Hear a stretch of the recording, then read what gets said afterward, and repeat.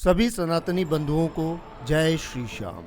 मित्रों, वीडियो के दूसरे अंक को शुरू करने से पहले आइए इसके पहले अंक के मुख्य बिंदुओं पर एक बार नजर डाल लेते हैं। तो मित्रों, हमने अपने इस वीडियो के पहले अंक में जाना कि किस तरह से भीम और हिडिंबा को गंधर्व विवाह से घटोत्कच नामक पुत्र की प्राप्ति हुई, जिसके बाद कालांतर में घटोत्कच का विवाह दैत्यराज मूर की पुत्री मोरवी से हुआ, जिससे उन्हें 3 पुत्रों की प्राप्ति हुई, जिनमें सबसे बड़े पुत्र का नाम बर्बरीक रखा गया। बर्बरीक ने अपनी माता की आज्ञा से मां सिद्ध अंबिका और भगवान शिव की घोर तपस्या कर उनसे 3 दिव्य बाण प्राप्त किए थे। इधर महाभारत का युद्ध होना निश्चित हो चुका था और जब इस बात का पता बर्बरीक को चला तो उन्होंने भी युद्ध लड़ने का मन बनाया और अपनी मां की आज्ञा ले निकल पड़े वो युद्ध क्षेत्र की ओर, जहां उन्हें रास्ते में ही रोक भगवान श्री कृष्ण ने उनकी परीक्षा लेने का मन बनाया। तो कैसे ली थी भगवान श्री कृष्ण ने वीर बर्बरीक की परीक्षा और उसके बाद क्यों उन्होंने अपना श्याम नाम बर्बरीक को दिया, चलिए जानते हैं हमारे इस वीडियो में। बंधुओं, बर्बरीक का सामर्थ्य और बल देखने के लिए श्री कृष्ण ने एक पीपल के वृक्ष की ओर इशारा कर बर्बरीक को उस वृक्ष के सारे पत्ते एक ही तीर से भेदने की चुनौती दी। बर्बरीक ने भी चुनौती को स्वीकार कर अपने तरकश से एक तीर निकाला और प्रत्यंचा पर चढ़ा मंत्र पढ़ उस वृक्ष की ओर छोड़ दिया। वृक्ष के सारे पत्ते भेद तीर श्री कृष्ण के पैर के पास आ घूमने लगा, क्योंकि श्री कृष्ण ने एक पत्ते को अपने पैर के नीचे छुपा रखा था। बर्बरीक के कहने पर श्री कृष्ण ने जैसे ही अपना पैर हटाया, तीर ने अंतिम पत्ते को भी भेद दिया और वापस तरकश में लौट आया।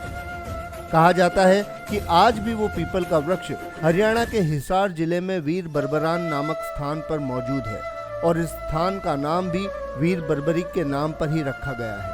आश्चर्य की बात तो ये है कि आज भी उस पीपल वृक्ष के नए पत्ते भेदे हुए ही निकलते हैं। अब वापस आते हैं कथा पर। बर्बरीक का ये कमाल देख श्री कृष्ण भी चकित हो गए और उन्होंने बर्बरीक से पूछा कि वे किस ओर से युद्ध में सम्मिलित होंगे। तब बर्बरीक ने अपनी मां मोरवी को दिए वचन के बारे में श्री कृष्ण को बताया। उनकी पूरी बात सुन श्री कृष्ण के मन में विचार आया कि अभी तक तो कौरवों की पराजय निश्चित है, पर उन्हें हारता देख अगर बर्बरीक उनकी ओर से युद्ध लड़े तो युद्ध का अंतिम परिणाम ही बदल जाएगा। ब्राह्मण के वेश में आए श्री कृष्ण ने बर्बरीक से दान की अभिलाषा की। बर्बरीक ने वचन दिया कि अगर उनमें वो सामर्थ्य होगा तो वो उनके दान की अभिलाषा को अवश्य ही पूरा करेंगे। तब श्री कृष्ण ने बर्बरीक से उनके शीश का दान मांग लिया। ये सुन बर्बरीक क्षण भर के लिए अचरज में पड़ गए, पर अपने दिए गए वचन की दृढ़ता को रखते हुए श्री कृष्ण से कहा कि शीश दान में अवश्य दिया जाएगा, किंतु शीश का दान मांगने वाला कोई साधारण ब्राह्मण नहीं हो सकता। आप अपने वास्तविक रूप के दर्शन मुझे करवाएं। तब श्री कृष्ण ने अपने विराट स्वरूप के दर्शन बर्बरीक को दिए।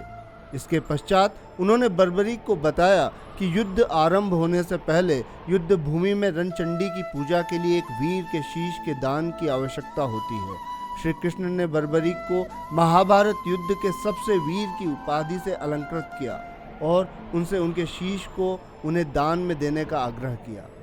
शीश को दान में देने से पहले बर्बरीक ने महाभारत के संपूर्ण युद्ध को देखने की अपनी इच्छा प्रकट की, जिसे श्री कृष्ण ने स्वीकार कर लिया। अब एक छोटा सा बालक मात्र 14 वर्ष की आयु में अपना वचन निभाने के लिए अपना शीश अपनी ही तलवार से धड़ से अलग कर श्री कृष्ण को सौंप देता है, जिस शीश पर सभी देवी देवता, यक्ष, गंधर्व, अप्सराएं स्वर्गलोक से पुष्प वर्षा करते हैं। श्री कृष्ण उस शीश को अमृत से सींचकर एक ऊंची पहाड़ी पर रख देते हैं, जहां से वीर बर्बरीक महाभारत के संपूर्ण युद्ध को देख सके। अब होता है महाभारत के भीषण युद्ध का शंखनाद और इतिहास का सबसे बड़ा और भीषण युद्ध दोनों पक्षों के बीच लड़ा जाता है, जिसमें दोनों पक्षों के कई वीरों की मृत्यु होती है और अंततः जीत पांडवों को प्राप्त होती है। अब बारी आती है जीत का श्रेय लेने की। तो 5 पांडव आपस में लड़ने लगते हैं और श्री कृष्ण के पास पहुंचते हैं कि युद्ध में जीत का श्रेय किसे मिलना चाहिए। इस पर श्री कृष्ण कहते हैं कि वे तो स्वयं अर्जुन के रथ के सारथी थे, वो कैसे इस बात का निर्णय कर सकते हैं। कृष्ण सुझाव देते हैं कि ऊपर पहाड़ी पर रखे बर्बरीक के अमर शीश ने पूरे युद्ध को देखा है। वे इस बात का निर्णय अवश्य कर सकते हैं कि किस पांडव की वजह से महाभारत के युद्ध में पांडवों ने विजयश्री प्राप्त की है। श्री कृष्ण का सुझाव मान पांचों पांडव श्री कृष्ण के साथ बर्बरीक के अमर शीश के पास पहुंचते हैं और उनसे वही प्रश्न पूछते हैं। उनके प्रश्न को सुन बर्बरीक ने कहा कि आप पांचों पांडवों में से किसी की भी भूमिका इस युद्ध में अधिक नहीं रही, ना ही आप पांचों के कारण इस युद्ध में आपको विजय प्राप्त हुई है। ये सुन पांचों पांडव हतप्रभ रह गए और पूछा कि हमारी नहीं तो किसकी भूमिका रही है हमें विजयश्री दिलाने में। तब बर्बरीक बताते हैं कि युद्ध में मरने वाले भी श्री कृष्ण थे और मारने वाले भी श्री कृष्ण ही थे।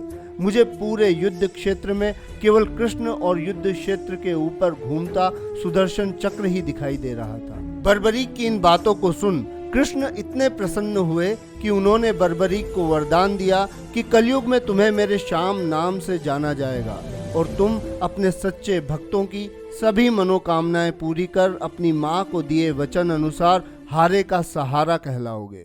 मित्रों, आशा करता हूं कि बाबा श्याम की ये कथा आपको अवश्य ही पसंद आई होगी, पर अब आपके मन में ये विचार अवश्य आ रहा होगा कि इन्हें फिर खाटू वाले श्याम क्यों कहा जाता है।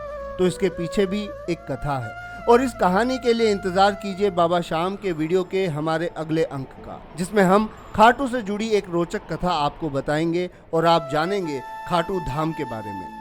हमारे इस प्रयास को अगर आपने पसंद किया है तो अपनी प्रतिक्रियाएं अवश्य दें और ऐसे ही जानकारियों के लिए देखते रहें सनातनी सीक्रेट्स।